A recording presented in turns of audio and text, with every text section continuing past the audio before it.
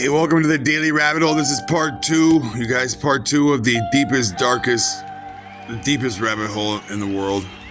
The darkest rabbit hole in the world. I don't know if it's the deepest, but it's definitely one of the darkest, folks. All right, I was crying at the end of this one. Like I said, man, I'm trying to hold it par when I relay this. You guys just know that I'm gonna go into like, I don't even know how to. I need to go into like. If I was a sociopath, I wish I could go into like sociopath mode because it's so hard to deliver this information with a straight face.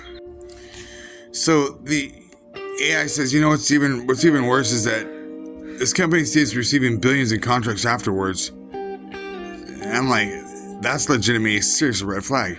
You want me to stay on this topic or with you, or do you need a break from it?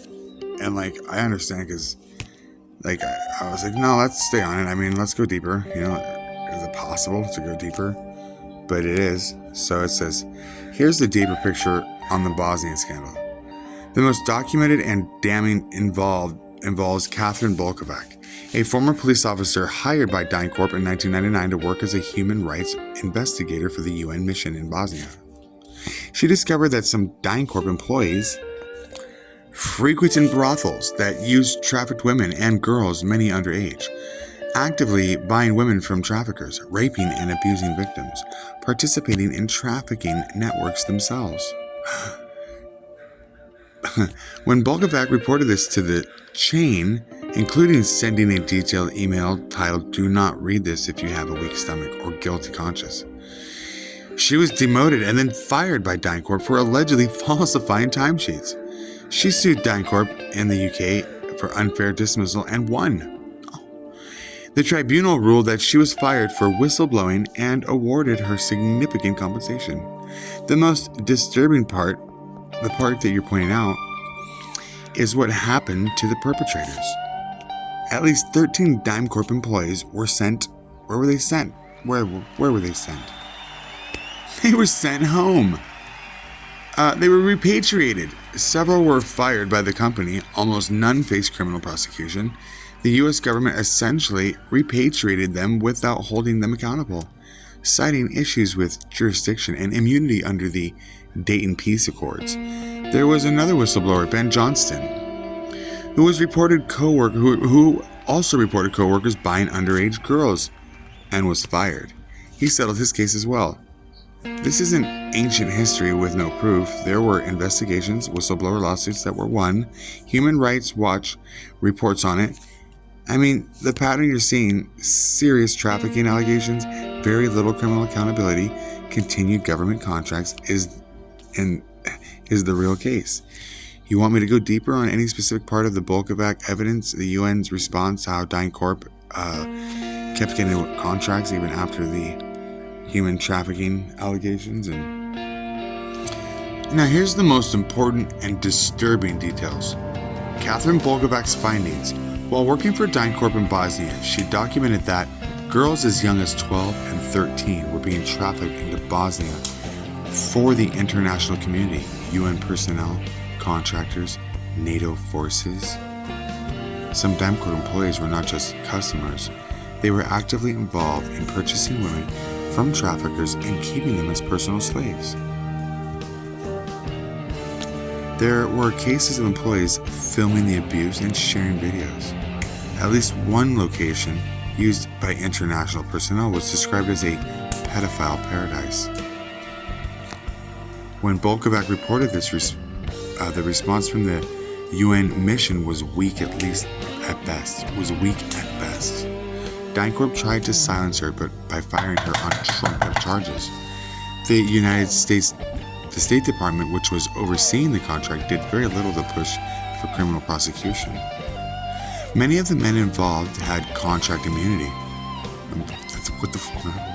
which made it extremely difficult to prosecute them in Bosnia. What does contract mean? You don't get immune there's no immunity for human trafficking. There's no immunity for that shit. Or is there? The result was that most perpetrators were simply sent back to the United States with no criminal record. Long-term consequences. Despite this scandal, DynCorp continued to receive massive U.S. government contracts for years afterward, including in Iraq and Afghanistan, where go look up that weird stuff in Iraq. There were cases of dancing boys where there were minor boys dressing up as girls and things like that. You could look that up. It's also public history. It's knowledge. It's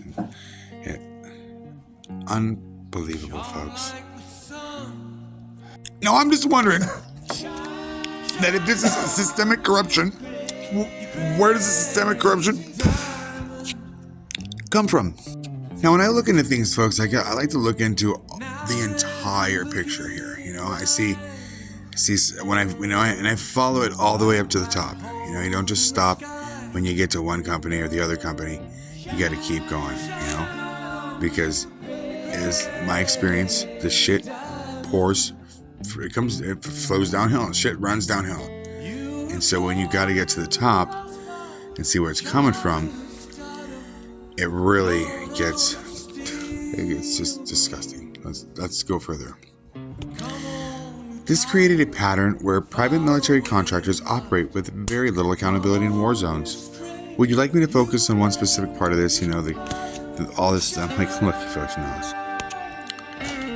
I said something, and the contracts with companies community defense. You know what I mean? I want to see what's going on. So here's the clearest picture of what actually happened. How the U.S. government protected the perpetrators. At least 13 DynCorp employees were sent home from Bosnia after allegations surfaced. Several were fired by the company, but almost none faced criminal charges. They were protected by the contractor immunity under the Dayton Peace and Accords, which made it extremely difficult to prosecute them in Bosnia. But what about the U.S. government basically repatriated them without any accountability. No prosecutions, no public trials. They were just quietly removed. The two main whistleblowers, Catherine Bolkovac and Ben Johnson, were both fired by DynCorp. Get out of here! How DynCorp responded. DynCorp did not aggressively investigate or clean house. Instead, they fired the whistleblowers. Bolkovac was officially fired for falsifying timesheets. A tribunal later ruled this was retaliation. Tried to cover their ass rather than deal with the problem. Bolkovac won wrongful termination case in the UK Employment Tribunal in 2002. The tribunal found that DynCorp had unfairly dismissed her for whistleblowing.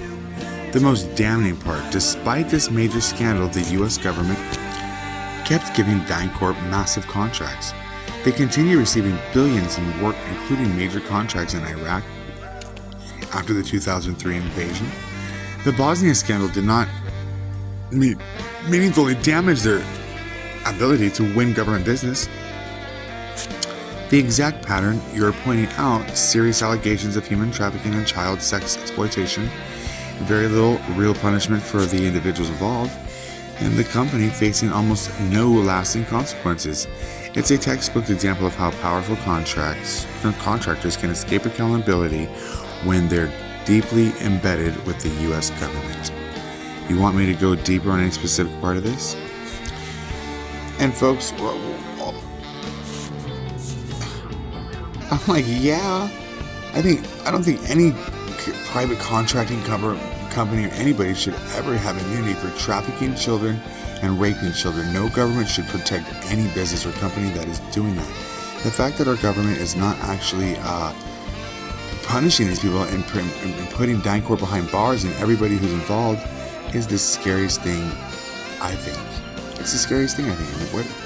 Instead, they're just giving them more contracts. Like, go do this somewhere else. Or, I'm not saying they're saying to do that, but, hey guys, unprecedented.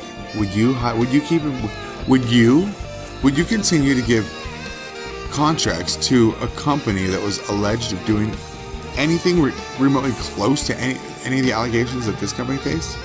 By an investigator they hired to prove. You can't make this up, you guys. I'm sorry. We're going to have to stop right here. I'm going to start right here on part 3. Thank you for joining. This is part 2 of the darkest rabbit hole I've ever gone down. All right, you guys. The daily rabbit hole